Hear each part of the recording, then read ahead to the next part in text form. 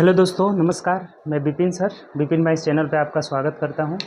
आइए हम लोग जैसे कि आप लोगों को पता है कि बिहार पुलिस का एग्ज़ाम होने वाला है, जिसका जो है एग्ज़ाम 3 डेट में हो रहा है। 1 तारीख को, एक मतलब अक्टूबर को, फिर 7 अक्टूबर को और 15 अक्टूबर को। 3 डेट में एडमिट कार्ड जारी हो चुका है, सब लोग का पता है उसमें। ठीक, देखिए बिहार पुलिस में वैसे तो टोटल समझिए कि जीएस का सबसे ज़्यादा महानता है। जीके जीएस सबसे ज़्यादा पूछा जाता है। ठीक, लगभग 80 question, 75 to 80 question GK GS का रहता है।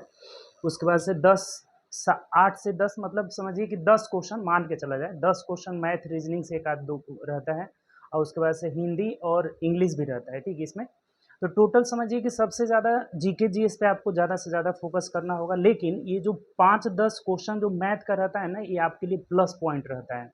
बहुत आसान क्वेश्चन पूछा जाता है, वहीं जिनको नहीं पता रहता है वो छोड़ देते हैं और उनका क्वेश्चन छूट जाता है। और फिर मेरिट मेरिट में समझिए कि इसका बहुत बड़ा योगदान होता है। ठीक, कि आपका जो कट ऑफ बनेगा उससे ज़्यादा, ये 5-10 नंबर आपका एकदम कंठस्थ हो जाएगा इसमें। ठीक, तो एकदम डेफिनेटली आपका उतना आ ही जाएगा। तो इसमें हम शुरू क्या करेंगे, जैसे मान लीजिए अभी आपका लगभग एग्ज़ाम जिनका 1 तारीख को होगा, तो रफली 15 दिन अभी समय है आपके पास, और जिनका आगे होगा उनको और ज़्यादा वक्त मिल जाएगा। ठीक, तो इसमें हम जो है ना क्वेश्चन जितने भी पहले क्या करेंगे ना, कि जितना क्वेश्चन पूछा हुआ है ना, जैसे अग्निशामक का एग्जाम हुआ था, मद्य निषेध का हुआ था, बिहार पुलिस का जो पिछला एग्जाम हुआ था, उससे जितना भी क्वेश्चन पूछा हुआ है उसको पहले करा देंगे। ठीक, उसके बाद क्या करेंगे कि जिस चैप्टर से देखेंगे ना कि चैप्टर ज़्यादा रिपीट कर रहा है, ज़्यादा क्वेश्चन आ रहा है, जैसे लॉग से क्वेश्चन आता था, बहुत ज़्यादा आता है, लॉग लोग पढ़ते नहीं है, छोड़ देते हैं, तो लॉग वाला कर लेंगे। और सब जितने भी चैप्टर होंगे जो पार्टिकुलर जिससे ज़्यादा क्वेश्चन मिलेगा, उस चैप्टर को हम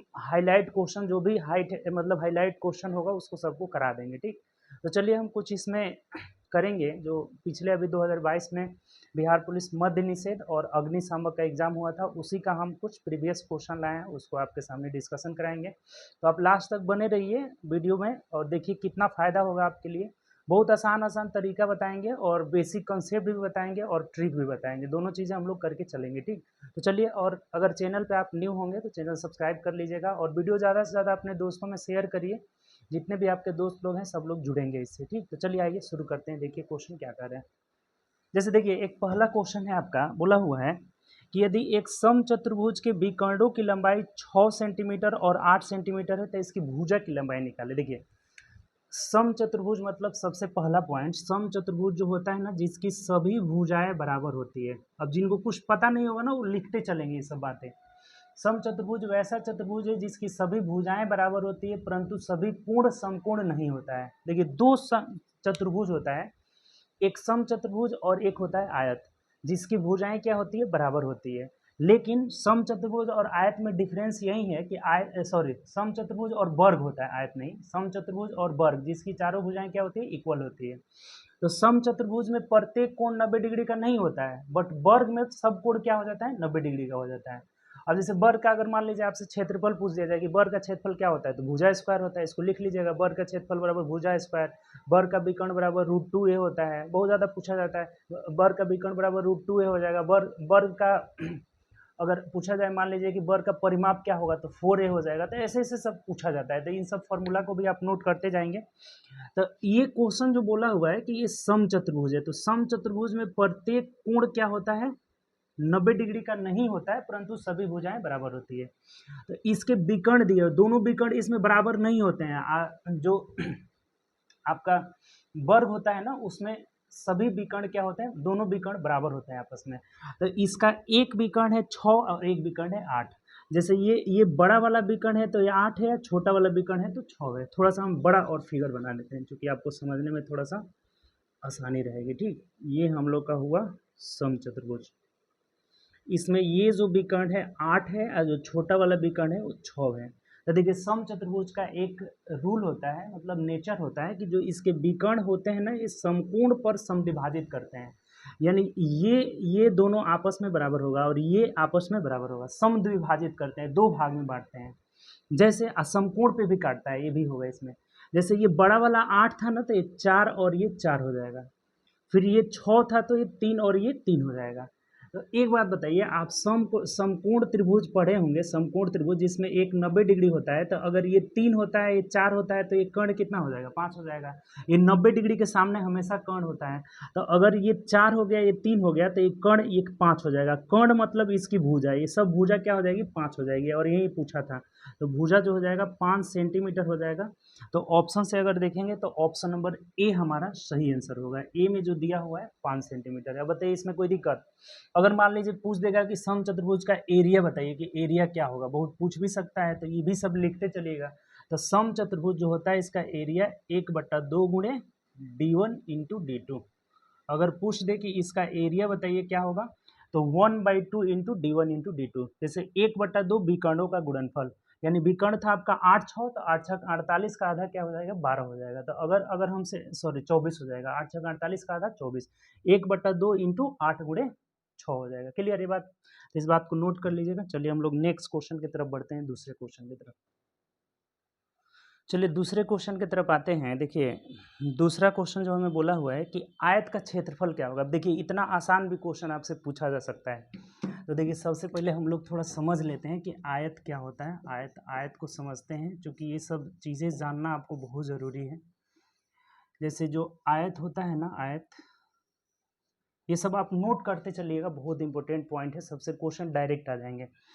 तो आमने सामने की भुजाएं बराबर होती है। जैसे ये एल है ना, तो ये भी एल हो जाएगा, और ये बी है तो ये भी बी हो जाएगा। आमने सामने की भुजाएं बराबर होती है, और सब कोण क्या होता है? 90 डिग्री होता है। सभी कोण क्या होता है? 90 डिग्री होता है। ठीक, आमने सामने की भुजाएं बराबर होती है। जो विकर्ण, जैसे ए बी, इसका नाम अगर दे देंगे ए बी सी डी, ये एक आयत है।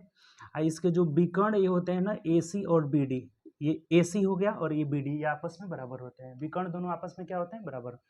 इसके अगर मान लीजिए फॉर्मूला की अगर बात किया जाए, फॉर्मूला, इसमें फॉर्मूला क्या क्या आता है, तो पहला फॉर्मूला सबसे पूछेगा कि इसका क्षेत्रफल क्या होगा, जो आपका पूछा हुआ है क्वेश्चन में कि बताइए आयत का क्षेत्रफल क्या होगा, तो एल इंटू बी हो जाएगा। आयत का क्षेत्रफल लंबाई गुणे चौड़ाई हो जाएगा। दूसरा फॉर्मूला पूछेगा कि बताइए कि आयत का परिमाप क्या होगा। आयत का परिमाप क्या होगा, पेरीमीटर क्या होगा, तो perimeter 2 into L plus B हो जाएगा। 2 गुणे लंबाई जोड़ चौड़ाई हो जाएगा। ठीक, एक पूछेगा कि आयत का विकर्ण बताइए क्या होगा। आयत का विकर्ण क्या हो जाएगा? विकर्ण, तो विकर्ण is equal to under root L square plus B square हो जाएगा। Under root L square plus B square. और ये बात भी ध्यान रखेंगे कि जो इसका विकर्ण ए सी और बी डी है ना, आपस में बराबर होगा। A C is equal to B D हो जाएगा। ये दोनों विकर्ण आपस में क्या होते हैं? बराबर होते हैं। तो ये सब क्वेश्चन 3 फॉर्मूला इससे पूछा जा सकता है। और भी अगर आगे हम लोग बात करें कि इसमें पूछेगा क्या, तो एक पूछेगा ना कि इसके अंतःवृत्त की ये त्रिज्या बताएं क्या होगा। अगर मान लीजिए इसके अंदर एक अगर सर्कल ड्रॉ करेंगे ना, तो इसका जो अंतःवृत्त का त्रिज्या होगा ना, इधर नीचे लिख देते हैं। चौथा क्या पूछ सकता है, तो अंतःवृत्त की त्रिज्या अगर आ जाए ऐसा, तो अंतःवृत्त की त्रिज्या b के बराबर, मतलब जैसे ये चौड़ाई हो जाएगा ना, इसका व्यास हो जाएगा, तो b/2 हो जाएगा। b/2 हो जाएगा। अगर मान लीजिए पांचवा परिवृत्त का त्रिज्या पूछ दे, परिवृत्त की त्रिज्या, परिवृत्त की त्रिज्या की बात करेगा, तो परिवृत्त की त्रिज्या मतलब कि शीर्ष को छूते हुए जाएगा। कभी भी किसी भी आकृति में अगर परिवृत्त की बात करेगा तो इस शीर्ष को छूते हुए जाएगा, और अंतःवृत्त की बात करेगा तो भुजा को छूते हुए जाएगा। तो ये शीर्ष को छूते हुए जाएगा, यानी कि विकर्ण का आधा हो जाएगा। विकर्ण इसका व्यास हो जाएगा और विकर्ण का आधा हो जाएगा, यानी कि ये विकर्ण बट्टा 2 हो जाएगा। विकर्ण बटा 2 हो जाएगा। तो इन सब बात को आप ध्यान में रखेंगे। आयत का क्षेत्रफल लंबाई गुणे चौड़ाई, आपका आंसर क्या हो जाएगा? देख लीजिए आंसर क्या दिया हुआ था, लंबाई गुणे चौड़ाई किस में दिया है, तो ऑप्शन नंबर डी में दिया है। तो D is the right answer, हमारा डी आंसर हो जाएगा। और इन सब भी फॉर्मूला को आप ध्यान रखिएगा कि परिमाप 2 इंटू एल प्लस बी, विकर्ण हो जाएगा under root L square plus B square. लेकिन इसका पूछा था कि क्षेत्रफल का सूत्र क्या होगा, तो एल इंटू बी हो जाएगा, यानी कि ऑप्शन नंबर डी हो जाएगा। ठीक, चलिए आगे बढ़ते हैं नेक्स्ट क्वेश्चन। ये अगले क्वेश्चन की ओर बढ़ते हैं। 3 नंबर क्वेश्चन देखिए क्या कह रहा है। बोला है, ये क्वेश्चन दिया है कि अलजबरा से क्वेश्चन है कि x प्लस 1/x बराबर अगर 2 है, तो पूछा है आपसे कि x square plus 1/x square बराबर क्या होगा। यही बात पूछा हुआ है। देखिए ऐसा क्वेश्चन आए ना तो कुछ इसमें है ही नहीं। अगर ये कहीं भी अगर क्वेश्चन आए कि x प्लस 1/x बराबर अगर 2 है और आपसे पूछा जाए कि बताइए x के पावर n प्लस 1/x के पावर n बराबर क्या होगा, तो रिजल्ट आपका 2 ही हो जाएगा। यहाँ n के जगह 2 रहे, चाहे 4 रहे, चाहे 5 रहे, कुछ भी रहे, चाहे 1 लाख रहे, 2 लाख रहे, आपका आंसर क्या हो जाएगा, 2 आ जाएगा। तो आंसर हमारा क्या होगा, इसमें 2 ही हो जाएगा। ठीक, कोई भी इसमें कॉन्सेप्ट की ज़रूरत नहीं है। अगर आपको ये बात दिया रहेगा कि x plus 1/x is equal to 2 है, 2 ओनली 2 के लिए, कि अगर 2 दिया हुआ है तो पूछेगा कि x square plus 1/x square, चाहे पूछ देगा कि x के पावर 4 प्लस 1/x के पावर 4, या पूछ देगा x के पावर 100 प्लस 1/x के पावर 100, या फिर पूछ देगा कि x के पावर 10,000 प्लस 1/x के पावर 999, चाहे 9,999, कुछ भी रहेगा। तो इसका भी 2 ही आंसर, इसका भी 2 ही आंसर, इसका भी 2 ही आंसर, सबका क्या हो जाएगा, 2 आंसर हो जाएगा। ये पार्टिकुलर अगर ये 2 दिया रहेगा तब, अगर 2 नहीं दिया रहेगा तो 1-2 कॉन्सेप्ट होता है, उसको थोड़ा नोट करके लिख लेंगे आप। जैसे देखिए इन सबको नोट करके आप लिख लेंगे कि अगर 2 नहीं देगा, अगर दूसरा चीज़ देगा तो क्या होगा। जैसे देखिए अगर आपसे कह रहा है कि x plus 1/x is equal to अगर a है, तो अगर आपसे पूछेगा कि x square plus 1/x square बराबर क्या होगा, तो ये a स्क्वायर माइनस 2 हो जाएगा, a स्क्वायर माइनस 2। अगर यहाँ 5 दिया रहेगा, पूछेगा कि इसका मान बताइए x square plus 1/x square, तो 5 × 5 = 25 में से 2 गया, 23 हो जाएगा आपका रिजल्ट, डायरेक्ट रिजल्ट 23 हो जाएगा। दूसरा पॉइंट, x माइनस 1/x बराबर अगर a रहे, अब पूछे आपसे कि बताइए x square plus 1/x square बराबर क्या होगा, तो डायरेक्ट रिजल्ट लिख लीजिए a स्क्वायर प्लस 2 हो जाएगा। अब अगर यहाँ 5 देगा, इधर माइनस रहेगा, तो बोलेगा कि x प्लस 1/x बराबर 5 है, तो x square plus 1/x square बताइए, तो 5 × 5 = 25 और 2 27 हो जाएगा। अगर मान लीजिए इधर दे दीजिएगा 7, तो 7 × 7 = 49 में 2 जोड़ दीजिए, क्या हो जाएगा, 51 हो जाएगा, 49 50 1 51 हो जाएगा। ठीक, अगर बोलेगा कि 8 है, x माइनस 1/x बराबर 8 है, तो 8 × 64 में 2 जोड़ देंगे, वर्ग करके 2 जोड़ देंगे। अगर इधर प्लस रहेगा तो इधर घट जाएगा, माइनस रहेगा तो इधर जुड़ जाएगा। ये कंसेप्ट हो गया आपका वर्ग वाला। अब अगर घन वाले की बात करें कि अगर दे दे कि x plus 1/x is equal to a है, तो बताइए x³ plus 1/x³ is equal to क्या होगा, तो ये a³ माइनस 3 हो जाएगा, a³ माइनस 3 हो जाएगा। ठीक, अगर प्लस माइनस में रहे कि x minus 1/x is equal to a दिया है, तो x³ माइनस 1/x³ क्या होगा, तो ये a³ प्लस 3 हो जाएगा, a³ प्लस 3 है। तो ये 3-4 पॉइंट है, इस सबको लिख लीजिएगा नोट करके, बहुत इंपॉर्टेंट है, डायरेक्ट रिजल्ट आ जाएगा।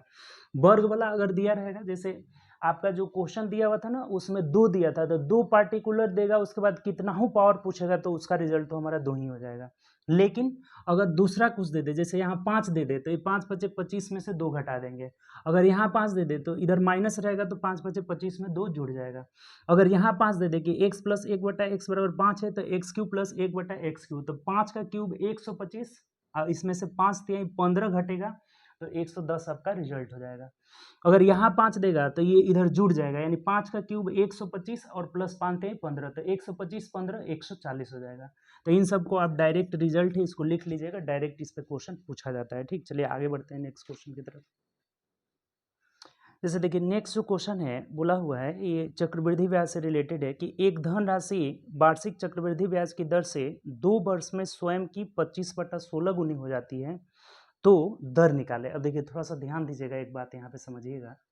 जैसे ये बोला है कि एक धनराशि, अब देखिए इसमें बहुत आसान आपको तरीका बता रहे हैं, ऐसा क्वेश्चन आए तो जैसे ये स्वयं की, जैसे P हो गया और अमाउंट हो गया, तो ये बोला है कि अगर ये 1 है तो ये हो जा रही है 25/16 गुनी हो जा रही है। ठीक, अमाउंट जो हो जाता है हमारा 25/16 गुना हो जाता है।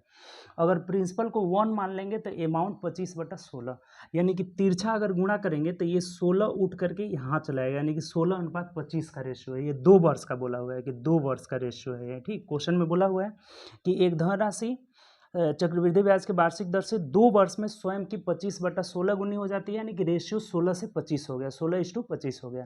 तो अब 1 साल का अगर रेशियो निकालना होगा ना, 1 साल का, देखिए कभी भी अगर चक्रवृद्धि ब्याज में अगर 2 वर्ष का रेशियो दिया है, 1 वर्ष का रेशियो निकालना है, तो इसका वर्गमूल कर देंगे। अगर 3 साल का दिया है, 1 साल का पूछेगा तो घनमूल निकाल लेंगे।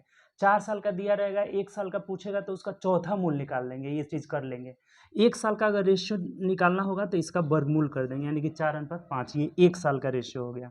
अब 1 साल में यहाँ कितना बढ़ रहा है, तो 1 बढ़ रहा है। 1 जो है 4 पर कितना प्रतिशत बढ़ेगा, यही तो रेट कहलाता है। घटा दीजिए, 25% आपका रेट हो जाएगा।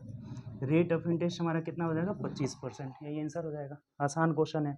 Option number B is the right answer. अगर पार्टिकुलर ऐसा क्वेश्चन आएगा तो बहुत आसान है। जो रेशियो अगर 2 साल का दिया है, अगर मान लीजिए अमाउंट और प्रिंसिपल दिया हुआ है, तो उसका रेशियो निकाल दीजिए। जैसे 16:25 रेशियो दिया था ऑलरेडी, तो ये 2 साल का रेशियो था। 1 साल का निकालेंगे तो इसका वर्गमूल करेंगे, तो 4:25। तो 1 साल में कितना बढ़ रहा है, 1, तो 4 पर कितना प्रतिशत बढ़ रहा है, 25%। तो जितना प्रतिशत बढ़ता है 1 साल में, वही क्या कहलाता है, रेट कहलाता है। यानी जो हमारा रेट होगा वो 25%। ऑप्शन नंबर बी हो जाएगा। चलिए आगे बढ़ते हैं, नेक्स्ट क्वेश्चन।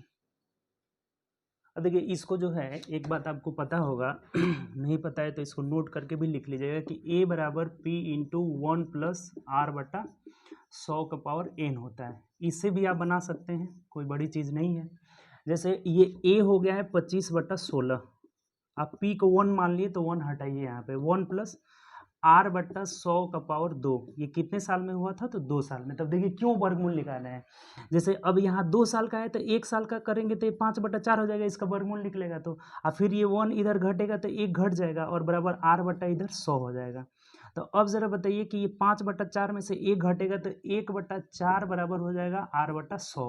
तो ये 4 से कटेगा 25 मंथ में, यानी रेट ऑफ इंटरेस्ट कितना हो जाएगा, 25%। तो आप इस दोनों तरीका से, अगर मान लीजिए आपको रेशियो नहीं समझ में आया तो ये फॉर्मूला तो आपको याद ही होगा, फॉर्मूला से भी इस क्वेश्चन को बना सकते हैं। क्लियर, कोई दिक्कत। चलिए आगे बढ़ते हैं, नेक्स्ट क्वेश्चन। देखिए अगला जो क्वेश्चन है ना, कह रहा है कि यदि 2 कोण एक दूसरे के पूरक हों। अब देखिए इसमें थोड़ा सा आपको एक दो बात आपको ध्यान में रखना होगा, मतलब कि क्या याद होना चाहिए परिभाषा। जैसे पूरक कोण हो गया, पूरक कोण, समपूरक कोण, कोटिपूरक कोण, न्यून कोण, अधिक कोण, सम कोण, इस सब का आपको परिभाषा याद होना चाहिए। तो चलिए एक एक करके हम थोड़ा सा बता देते हैं आपको। देखिए सबसे पहले ना न्यून कोण समझिए कि न्यून कोण क्या होता है। न्यून कोण, इसको एकदम नोट करके लिखते चलेंगे। तो न्यून कोण जो होता है ना, 0 डिग्री से बड़ा होगा कोई कोण, अगर 90 डिग्री से छोटा होगा, 90 डिग्री से छोटा। इसके बीच में 0 से लेकर के कहाँ तक, 90 से छोटा। 0 से बड़ा, 90 से छोटा, तो क्या कहलाएगा, न्यून कोण कहलाएगा। उसके बाद से होता है समकोण। समकोण, समकोण जो होता है ना, समकोण, वो 90 डिग्री के बराबर होता है। जो कोण 90 डिग्री के बराबर होगा उसको क्या बोलेंगे, समकोण बोलेंगे। ठीक। तीसरा पॉइंट, तीसरा, अधिक कोण। अधिक कोण, अधिक कोण, तो अधिक कोण का अगर बात करेगा ना, तो वो 90 डिग्री से बड़ा होगा। 90 डिग्री से बड़ा होगा कोण और 180 डिग्री से छोटा होगा, तो वो कोण क्या कहलाएगा, अधिक कोण कहलाएगा। ठीक। अगला जो होता है ना, सरल कोण चाहे रिजु कोण कहलाता है। रिजु कोण, रिजु कोण, रिजु या सरल कोण भी हो जाता है। सरल कोण, सरल कोण, स्ट्रेट एंगल। तो जो 180 डिग्री का होता है ना, वही क्या कहलाता है, रिजु कोण या फिर सरल कोण। फिर उसके बाद से आता है बृहद कोण। बृहद, बृहद कोण, बृहद कोण, बृहत्तर होता है बृहद कोण। तो बृहद कोण जो होता है ना, वो 180 डिग्री से बड़ा हो जाएगा और 360 डिग्री से छोटा होगा, वो क्या कहलाएगा, बृहद कोण कहलाएगा। ठीक। एक आता है आपका संपूर्ण कोण। संपूर्ण, संपूर्ण ऐसे भी लिख दीजिए, कोई दिक्कत नहीं। संपूर्ण कोण, तो संपूर्ण कोण की बात करें तो जो 360 डिग्री का कोण होगा वही क्या कहलाएगा, संपूर्ण कोण। तो इतना कोण से रिलेटेड ना आप इतना सारा इसको नोट करके लिख लेंगे। न्यून कोण मतलब 0 से बड़ा, 90 से छोटा। 0 और 90 के बीच में, जैसे 30 degree, 40 degree, 35 degree, 60 degree, 65 degree, सब क्या होंगे, न्यून कोण हो जाएंगे। ठीक। सम कोण जो 90 डिग्री के एकदम एग्जैक्ट बराबर होगा वो समकोण कहलाएगा। अधिक कोण 90 से बड़ा और 180 से छोटा, वो क्या कहलाएगा आपका, जैसे 110, 120, 130, 140, ये सब क्या हो जाएगा, अधिक कोण हो जाएगा। रिजु कोण या फिर सरल कोण 180 डिग्री का होता है, सीधा स्ट्रेट एंगल। इसका स्ट्रेट एंगल ऐसे ऐसे कोई बिंदु पे कोण बनाए तो कितने डिग्री का होगा, 180 डिग्री का होगा। ठीक। 90 डिग्री जो होगा एकदम ऐसे 90 डिग्री पे होगा, ये 90 डिग्री कोण कहलाएगा। ठीक। उसके बाद आ गया बृहद कोण। बृहद कोण 180 से बड़ा होगा, 360 से छोटा होगा। और संपूर्ण कोण 360, बहुत बार पूछा हुआ है, रेलवे में पूछा हुआ है, एसएससी में, रेलवे में तो खास करके एनटीपीसी में पूछा गया था कि संपूर्ण कोण कितने डिग्री का होता है, तो 360 डिग्री का होता है। तो इसको आप लोग भी नोट कर लीजिएगा, आ जाएगा। जैसे देखिए क्वेश्चन आया भी है, अब जल्दी पहले इसको नोट कर लीजिए, तब हम क्वेश्चन पे चलते हैं, ठीक। अब देखिए एक जैसे दो कोण और बात करेंगे। एक पूरक कोण जो इसमें दिया हुआ है, एक पूरक कोण होता है या कोटि पूरक, दोनों एक ही होता है, पूरक या कोटि पूरक, कोटि पूरक। तो पूरक या कोटि पूरक की बात की जाएगा तो इसमें दो कोण होगा। वैसे दो कोण जिसका सम क्या हो जाएगा, 90 डिग्री। जैसे alpha plus beta is equal to 90 degree हो जाए तो आप कह सकते हैं कि अल्फा और बीटा एक दूसरे के क्या है, पूरक है या फिर कोटि पूरक है। जैसे 60 डिग्री और 30 डिग्री, 60 30 कितना हो गया, 90, तो एक दूसरे के पूरक कहलाएंगे, पूरक या कोटि पूरक कहलाएंगे, ठीक। जिन दो कोणों का योग 90 डिग्री के बराबर हो जाए वो पूरक कोण कहलाएंगे।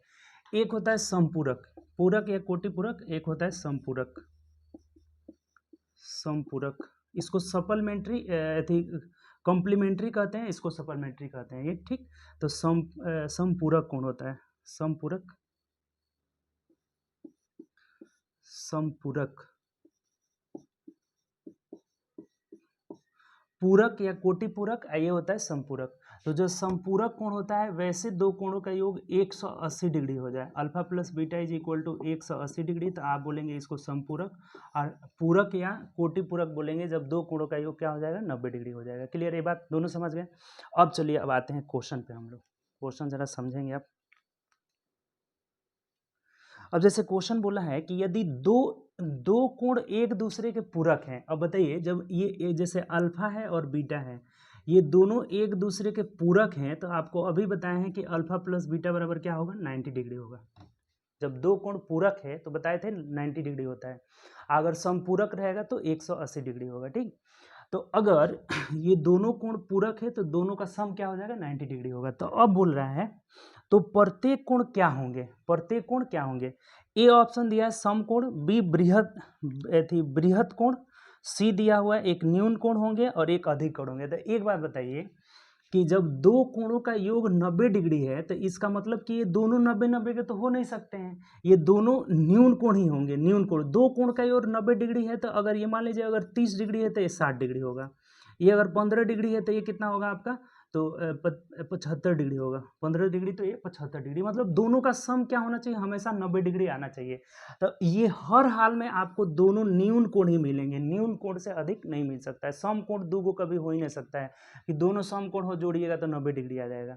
तो ये दोनों हमेशा न्यून कोण होना चाहिए, यानी कि जो आपका ऑप्शन होगा तो ऑप्शन नंबर सी हो जाएगा कि एक क्या होंगे, तो एक न्यून कोण होंगे, न्यून कोण होंगे, ये दोनों न्यून कोण होंगे। बात क्लियर, कोई दिक्कत नहीं इसमें।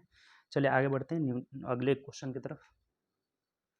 नेक्स्ट जो क्वेश्चन है कह रहे हैं कि कितना धन 2 वर्ष में 12% वार्षिक दर से 2508 रुपये 80 पैसे हो जाएगा, जबकि ब्याज की गणना वार्षिक हो रही है। देखिए अब एक बात देखिए, इसको तो सबसे पहले लोग पढ़ेंगे ना, बहुत सारे स्टूडेंट तो कहेंगे कि इसमें कुछ दिया ही नहीं है कि साधारण ब्याज है कि चक्रवृद्धि ब्याज है। लेकिन एक टर्म आप ध्यान रखिएगा, एक टर्म क्वेश्चन में लगा रहता है कि ब्याज की गणना वार्षिक संयोजित होती है, छमाही संयोजित होती है, तिमाही। तो ये पूछना ही नहीं है, हमेशा चक्रवृद्धि ब्याज हो जाएगा। जब भी ब्याज की गणना वार्षिक, तिमाही, छमाही कुछ भी संयोजित होता होगा तो ये कैसा हो जाएगा, चक्रवृद्धि ब्याज। तो ये क्वेश्चन किसका है, चक्रवृद्धि ब्याज का। बोला है कि कितना धन, मतलब मूलधन निकालना है, 2 वर्ष में 12% वार्षिक दर से 2508 रुपये 80 पैसे हो जाएगी, यानी कि अमाउंट दिया हुआ है। यानी कि ए आपका दिया हुआ है 2508.8, रेट दिया हुआ है कितना, रेट ऑफ इंटरेस्ट 12% दिया हुआ है, और टाइम कितना दिया हुआ है, 2 साल दिया हुआ है। अब देखिए बहुत सारे बच्चे होंगे ना कि 2 वर्ष का चक्रवृद्धि ब्याज, यहाँ इनको याद होगा कि 12-12-24, 12-12 144 हो जाएगा, यानी कि 25.44% ये हो जाएगा चक्रवृद्धि ब्याज। ये नहीं पता है तो बता देते हैं कैसे निकलता है। पहले साल का 12%, दूसरे साल का 12%, और 12 का 12 ब्याज लग जाएगा, यानी कि 1.44 हो जाएगा। 12 का 12% कितना हो जाएगा, 1.44। तो 12-12-24, 1 25, 25.44 हो गया। तो ये चक्रवृद्धि ब्याज 25.44 हो गया, तो ये अमाउंट कितना हो जाएगा, तो 125.44% हो जाएगा। कभी भी अगर अमाउंट की बात करें ना तो उसमें प्रिंसिपल 100 जुड़ जाता है हमेशा। तो इसी का मान क्या है, ये दिया हुआ है 125% का, और 100 का मान पूछ रहा है। प्रिंसिपल हमारा हमेशा क्या होता है, प्रिंसिपल 100%, और जो अमाउंट होता है ना, अमाउंट P प्लस CI हो जाएगा, P प्लस CI। तो CI अगर हमारा 25.44 निकल गया था, तो जो अमाउंट होगा 125.44। तो 125.44% का मान हमें दे रखा था कितना, तो 2508.80। अब पूछा था हमें मूलधन का मतलब 100% का मान पूछा हुआ है, तो एक एक नियम से 2508.80 और बटा 125.44 और गुणे 100 हो जाएगा। अब देखिए अगर ये पॉइंट हटाएंगे ना तो दोनों से पॉइंट खत्म हो जाएगा, और ये 2 मर्थ में आसानी से कट जा रहा है। देखिए 4 दूना 8, 20 मर्थ में क्या हो जा रहा है, कट जा रहा है। 2 मर्थ में कट रहा है, एक जीरो था, तो 20 में अगर 100 से गुणा करेंगे यानी कि 2000 रुपये मूलधन हो जाएगा। ये जो प्रिंसिपल हमारा हो गया, ये कितना हो जाएगा, 2000 रुपये। तो ऑप्शन से देख लीजिए, option number A is the right answer. तो अगर आपको ये बात पता रहता ना कि ये 12% के रेट से 2 साल में 12-12-24 और एक 25.44 हो जाएगा, तो आप इतना में बस इसको बना सकते थे। 125 मिश्रधन की बात किया है, तो 125.44% का मान दिया है, 100 का मान क्या करे पूछ रहा है। कोई फॉर्मूला का जरूरत नहीं है, फॉर्मूला से तो आप निकाल ही सकते हैं कि A बराबर P इंटू 1 प्लस R बटा 100 का पावर n, उससे तो टोटल आपका बन जाएगा। ये भी एक तरीका है, बहुत आसान तरीका है, इससे भी आराम से हम लोग निकाल लिए 2000 रुपये। ठीक, चलिए आगे बढ़ते हैं नेक्स्ट क्वेश्चन। जैसे अगला क्वेश्चन है ना, ये कह रहा है कि एक श्रृंखला दिया गया है कि 5, 11, 17, 23 डैश डैश में आती है, निम्नलिखित में से कौन सी संख्या इसके अंतर्गत आती है। ऑप्शन दिया है, ए में 305 दिया है, बी में दिया हुआ है 307 दिया हुआ है, सी में दिया है 308 दिया हुआ है, और डी में कितना दिया, 309 दिया हुआ है। देखिए ध्यान दीजिएगा थोड़ा सा, ये इस संख्या को ध्यान से देखिए थोड़ा सा, इसमें सब अभाज्य संख्या है आपका। 5 भी अभाज्य संख्या, 11 भी अभाज्य संख्या, 17 भी अभाज्य संख्या, 23 भी अभाज्य संख्या। तो इसमें ये अभाज्य संख्या नहीं है, ये भी अभाज्य संख्या नहीं है, ये भी अभाज्य संख्या, यानी अभाज्य संख्या क्या है, 307 है, तो 307 हमारा क्या हो जाएगा, आंसर हो जाएगा। इसमें कुछ बात ही नहीं है कि ये सब अभाज्य संख्या का श्रृंखला है, तो इसमें एक ही अभाज्य संख्या 307 है, ये किसी से भी नहीं कटेगा। ये अभाज्य संख्या प्राइम नंबर, अभाज्य आप जानते हैं कि नहीं बताइए। अभाज्य अगर नहीं जानते हैं तो 2-3 पॉइंट बता देते हैं अभाज्य के बारे में, ध्यान रखिएगा। जो अभाज्य संख्या होता है ना, सबसे छोटी अभाज्य संख्या 2 होती है, 2 सबसे छोटी अभाज्य संख्या 2, एक अभाज्य संख्या नहीं होता है। ठीक, अभाज्य संख्या का अगर समूह की बात करें तो 2, 3, 5, 7, 11, 13, 17 डैश डैश हो जाएगा। ठीक, अब अगर पूछा जाए कि 1 से लेकर 100 तक में कितनी अभाज्य संख्या होती है, तो 25 अभाज्य संख्या होती है। 1 से लेकर 50 तक में कितना होता है, तो 15 अभाज्य संख्या होता है, 15 अभाज्य संख्या होता है। ठीक, 1 से लेकर 25 तक में कितना होता है, 1 से लेकर 25 तक में तो 9 अभाज्य संख्या होता है। ये क्वेश्चन डायरेक्ट पूछ देता है कि 1 से 100 तक में तो 25 हो जाएगा, 1 से 15 तक में गिनने की कोई जरूरत नहीं, गिनिएगा आपका समय बर्बाद होगा, गिन ही नहीं पाएगा पूरा लिख करके। तो इसको याद कर लेना है। सबसे छोटी संख्या अभाज्य संख्या 2 होता है, 2, 3, 5, 7, 11, 13 ये सब अभाज्य संख्या प्राइम नंबर है। सबसे छोटी 2, 2 ही एक, इसको घेरे क्यों है जानते हैं आप, केवल 2 ही एक ऐसी सम संख्या है जो अभाज्य है। ये 2 है, सम भी है और अभाज्य भी है। इधर अब कोई नहीं मिलेगा जो कि आपका सम होगा और अभाज्य भी होगा, ओनली 1 2 होता है। 1 से 100 तक 25, 1 से 50 तक 15, 1 से 25 तक 9 हो जाता है। ठीक, तो ये अभाज्य संख्या आ रहा था, तो इसमें अभाज्य संख्या 307 है। ठीक, चलिए आगे बढ़ते हैं नेक्स्ट क्वेश्चन। देखिए अगला जो क्वेश्चन है ना, कह रहा है कि 10,000 रुपये पर 1.1/2 वर्ष के लिए 10% वार्षिक दर से चक्रवृद्धि ब्याज क्या होगा जब ब्याज छमाही संयोजित होता है। देखिए अब इस बात को समझिएगा कि रेट ऑफ इंटरेस्ट दिया हुआ है 10%, टाइम दिया हुआ है 1.1/2 वर्ष दिया हुआ है, ये वार्षिक वाला दिया है वार्षिक, लेकिन बोला है कि छमाही संयोजित होता है, तो बताइए चक्रवृद्धि ब्याज क्या होगा। तो देखिए आपको अगर नहीं पता है तो बता देते हैं कि अगर ब्याज छमाही संयोजित होता है तो रेट आधा हो जाता है, यानी 10 का आधा कितना हो जाएगा 5%, और समय 2 गुना हो जाता है। जैसे 2 के 2 3/2 हुआ ना, तो 3/2 का 2 गुना करेंगे तो ये कट जाएगा, 3 साल हो जाएगा, समय कितना हो जाएगा 3 वर्ष। तो 5% के रेट से 3 साल का 15.7625% ब्याज होता है। तो अब डायरेक्ट निकाल लीजिए, यानी कि CI बराबर हमारा हो जाएगा कितना, तो 10,000 का लेकिन यहाँ अमाउंट पूछ रहा है, अमाउंट मिश्रधन पूछ रहा है, तो मिश्रधन इसमें 100 जोड़ देंगे, यानी कि 115.7625 का मान निकालना है। तो ये 115.7625 प्रतिशत में है, ये प्रतिशत में रहता है, तो प्रतिशत हटेगा तो नीचे 100 हो जाएगा, ये पॉइंट हटेगा तो 4 गो जीरो यहाँ से क्या करिए, कटा दीजिए। अब देखिए कुछ नहीं करना है, 2 जीरो का मतलब पॉइंट यहाँ लगा लीजिए, 11,576.25 रुपये, यही अमाउंट हो जाएगा, 11,576.25 रुपये। ऑप्शन नंबर ए हो जाएगा। बताइए कोई दिक्कत है इसमें? तो आसान सा है क्वेश्चन। अब देखिए यही चीज़ बता रहे थे ना, सीआई दो क्वेश्चन एक ही मतलब एग्जाम में दो क्वेश्चन आ गया, यहाँ से 3 क्वेश्चन आ गया सीआई का। तो ये जो सीआई का ये 15.7625 ये निकाले हैं, ये कैसे निकाले हैं इस बात को बताते हैं, पहले आप इसको नोट कर लीजिए। ये बहुत बार क्वेश्चन आया हुआ है, आइए अभी आपको निकाल करके बता देते हैं, आपको कोई परेशानी नहीं होगी, और उस तरह से अगर ध्यान रखेंगे ना तो सब आपका क्वेश्चन बनता जाएगा आसानी से। बस हम क्या किए ना, 5% के रेट से 3 साल का, ये बहुत बच्चों को याद रहता है, 15.7625, तो डायरेक्ट आप 10,000 का 15.7625 ब्याज हुआ, ये सीआई निकला है। तो यहाँ सीआई नहीं पूछा है, अमाउंट पूछा है, ये अमाउंट पूछा हुआ है, तो अमाउंट हमारा 115.7625। अगर ब्याज पूछा रहता तो सिर्फ 15.7625 निकाल लेते। ठीक, इसको उतारिए, इसके बाद ये समझाते हैं कि कैसे आता है। जैसे देखिए सीआई का अगर दर निकालना हो, देखिए यहाँ ऊपर लिख देते हैं सीआई का दर डायरेक्ट। जैसे रेट अगर 10% है, पहले 10 वाला समझते हैं, तो हमें 4 साल तक का सब बता देते हैं आपको। जैसे देखिए कैसे निकलता है, पहला साल का 10%, दूसरा साल का भी 10%, और 10 का, कभी भी आप जानते होंगे ना कि चक्रवृद्धि ब्याज में ब्याज का ब्याज जुड़ता है, ब्याज का ब्याज जुड़ता जाता है, इसीलिए ज़्यादा होता है चक्रवृद्धि ब्याज साधारण ब्याज की तुलना में। तो ये 10 का 10%, यानी कि 10 गुणे 10, कभी भी 10 का 10% निकालना है ना, तो 10 में 10 से गुणा करके 100 से भाग लगाइए, कितना होगा, 1 हो जाएगा, यानी कि टोटल 2 साल का 21% हो गया। 21% ये ब्याज हो, परसेंटेज बाद में लगा देंगे। ठीक, 10, 10, 20 और एक ये हो जाएगा 21%। अगर तीसरी साल की बात करें कि तीसरी साल में क्या हो जाएगा, तो फिर 10% बढ़ेगा ही बढ़ेगा, और इसका 10% बढ़ जाएगा, 21 का 10%, ब्याज का ब्याज जुड़ता जाएगा। तो 21 दहा के 210 को 100 से भाग लगाएंगे तो 2.1 हो जाएगा, यानी कि सब कुछ जोड़ दीजिए।